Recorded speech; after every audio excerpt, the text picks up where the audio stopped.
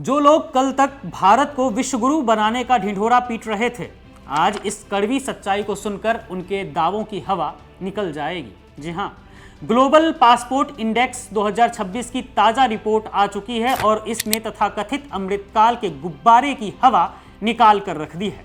दावे तो ऐसे किए जाते हैं जैसे पूरी दुनिया हमारे सामने पलकें बिछाए खड़ी हो, लेकिन हकीकत यह है कि हमारा पासपोर्ट आज दुनिया के टॉप 100 देशों की लिस्ट में शामिल होने के लिए भी तरस रहा है। अब जरा इस शर्मनाक आंकड़े को ध्यान से सुनिए।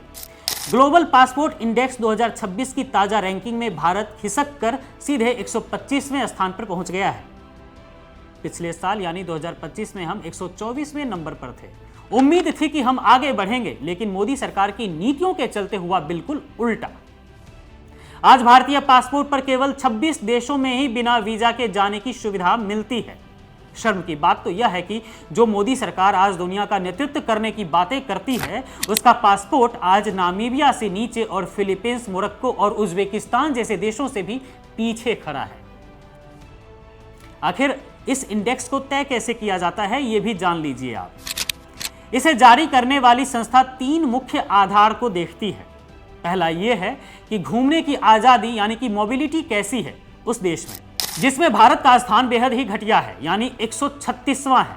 दूसरा पैमाना है निवेश के अवसर और तीसरा है देश का जीवन स्तर यानी क्वालिटी ऑफ लाइफ। इन तीनों ही मोर्चों पर मोदी सरकार की नाकामी ने देश का बेड़ा गर्क कर दिया है। मोदी सरकार की घटिया विदेश नीति और देश के भीतर नफरत और सांप्रदायिक राजनीति ने भारत की वैश्विक छवि को अंदर से पूरी तरह तबाह कर दिया है। बाहर से लोग भारत घूमने आने में डर रहे हैं। अब जरा तुलना कीजिए उस दौर से जब देश में कांग्रेस की मनमोहन सिंह की सरकार हुआ करती थी। उस समय भारत का पासपोर्ट दुनिया में कितना मजबूत था। आज की तरह अंतर्राष्ट्रीय स्तर पर कोई थू-थू नहीं होती थी।